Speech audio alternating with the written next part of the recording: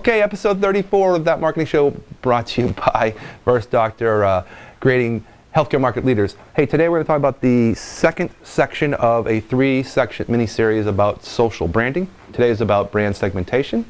And the important thing about brand segmentation is really the distinction of your brand to attract customers.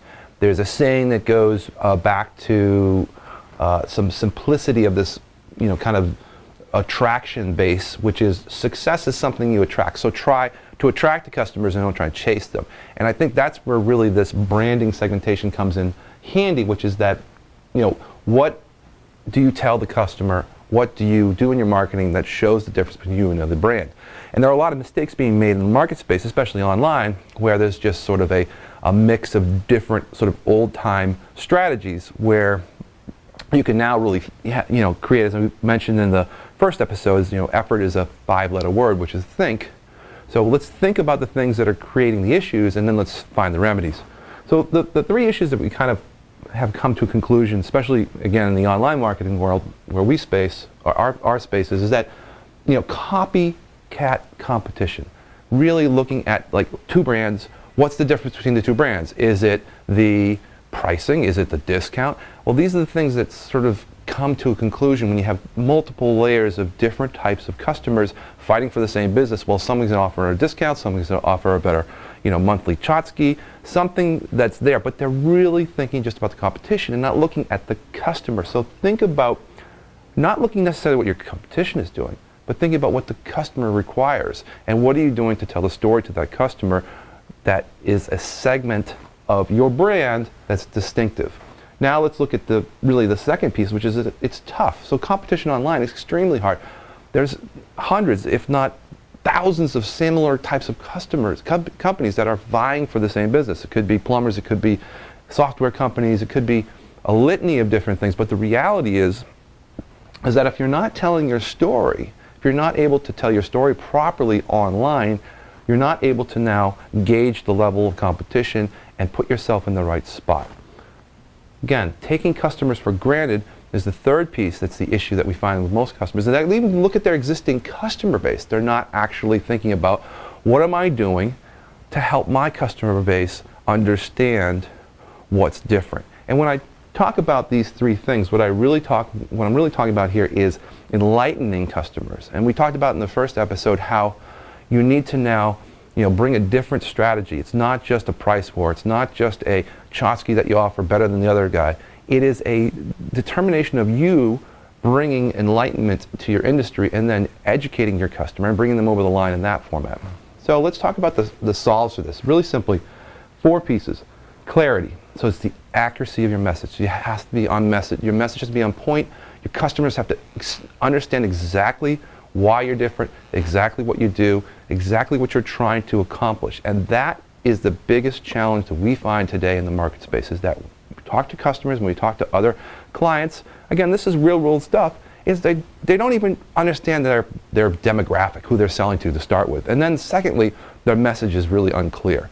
So think about this as your business. Think about why you got in business, or your product or your service. Think about what you're trying to accomplish and get that to a very clear point, and then think about your demographic. Creativity. One thing at a time. One special item about your product.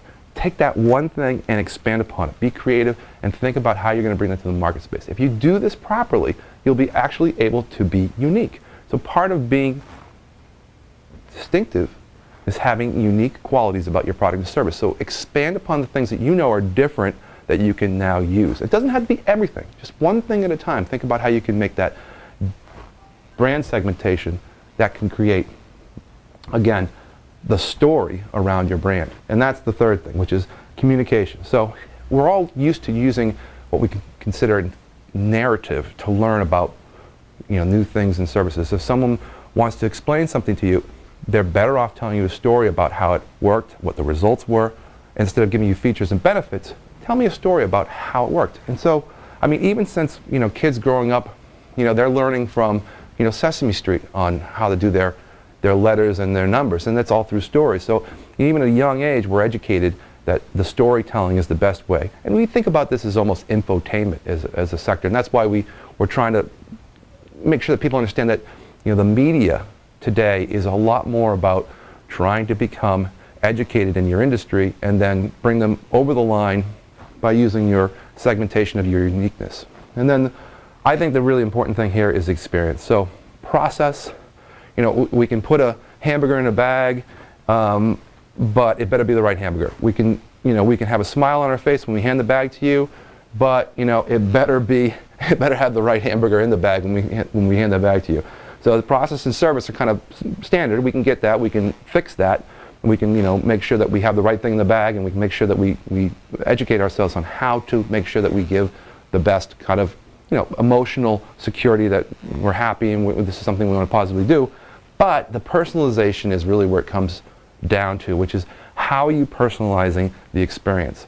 So when we get emails in from our customers basically telling us, hey, what I really liked about you guys, it's not really about SEO, it's not SEM, it's not social media, it's the way I was handled, it's the way that people wanted to sort of bring me through the process of your service. So there's a feeling. So the feeling of working with your company is going to be very important going forward, and how you tell that story and how you do that in a unique branding strategy is how you kind of get this next level of branding evolution, which is brand segmentation. So I'll leave you this one thought, which is, how is it that you feel if you were a customer of yourself? Okay? So think about that, and maybe that could be the starting point for your message. We'll see you in the next episode.